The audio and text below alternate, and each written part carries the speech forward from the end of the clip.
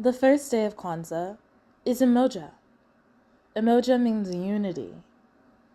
We see this unity found throughout the Black community in various paths of life.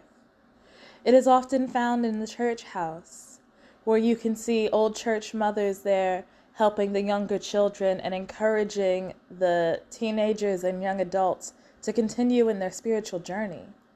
You see this unity at a cookout or a family reunion, where the young and the old see each other and they're just happy and partying and dancing and cooking and eating and talking about their accomplishments since last they saw each other.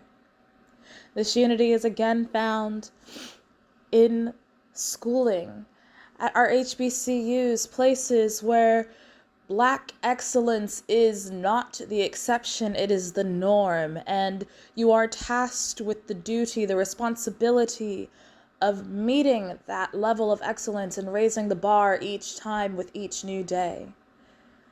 The unity of the Black community is what helps raise young children when you're a single mother. The unity of the Black community is what helps groom you and prepare you to life once you are in your adulthood.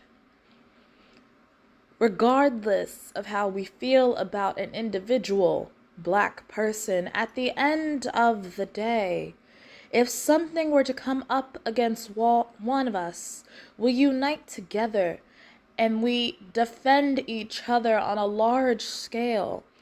That is how we had movements be birthed.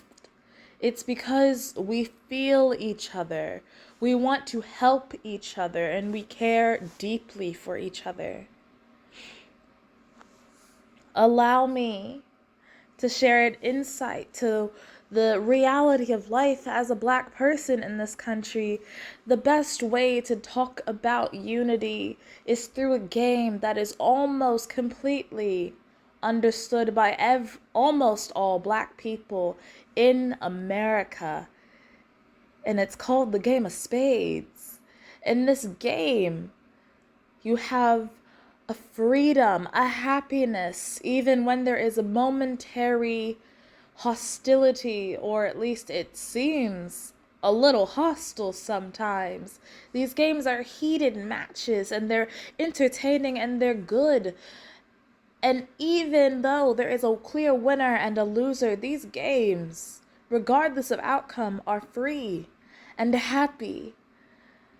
And that is what the unity shows. That is how the Black community prospers and lives and grows and refreshes and recharges itself.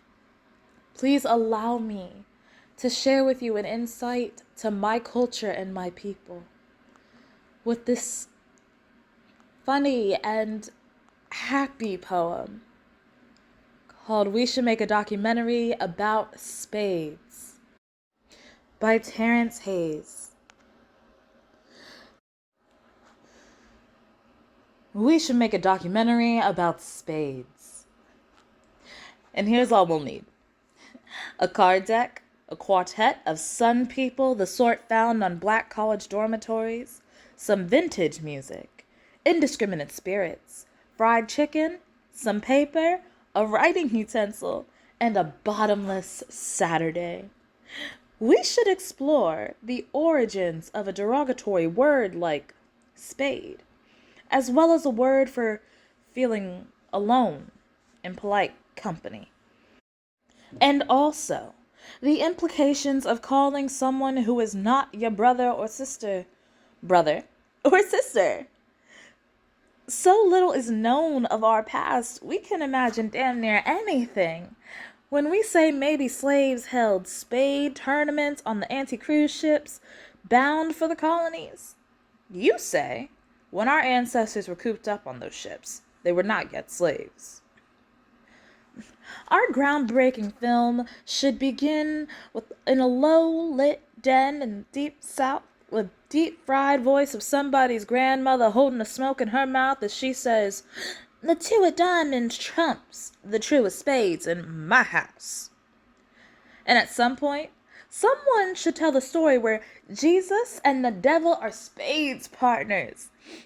and the traveling the juke joints in the 1930s, we could interview my Uncle Junior and definitely your skinny cousin Mary and any black man sitting at a card table wearing shades. Who do you suppose would win if Booker T and MLK were matched against Du Bois and Malcolm X in a game of spades?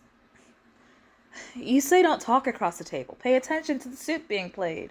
The object of the game is to communicate invisibly with your teammate. I should concentrate.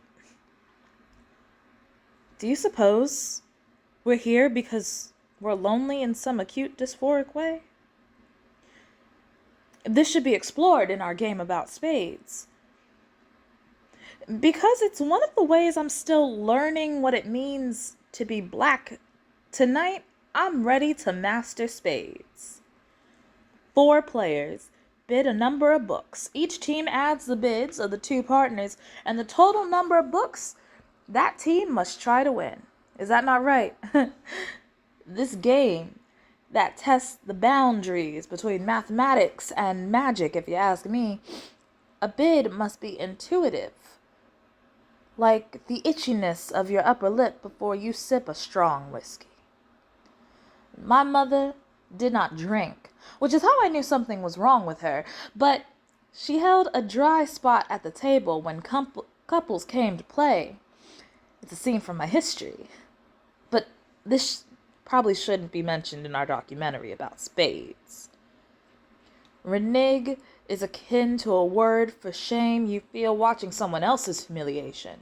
Slapping a card down must be as dramatic as hitting the face of a drum with the palm and not hitting the face of the drum with a drumstick. You say there must be some sort of outrage induced by liquor, trash talk, and poor strategy, but it will fade the way a watermark left on a table from a cold glass fades. I suspect winning this sort of game makes you feel godly. I'm good and ready for whoever we're playing against tonight.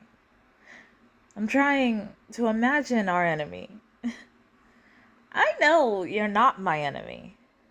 You say there are no enemies in spades. Spades is a game. Our enemies do not play.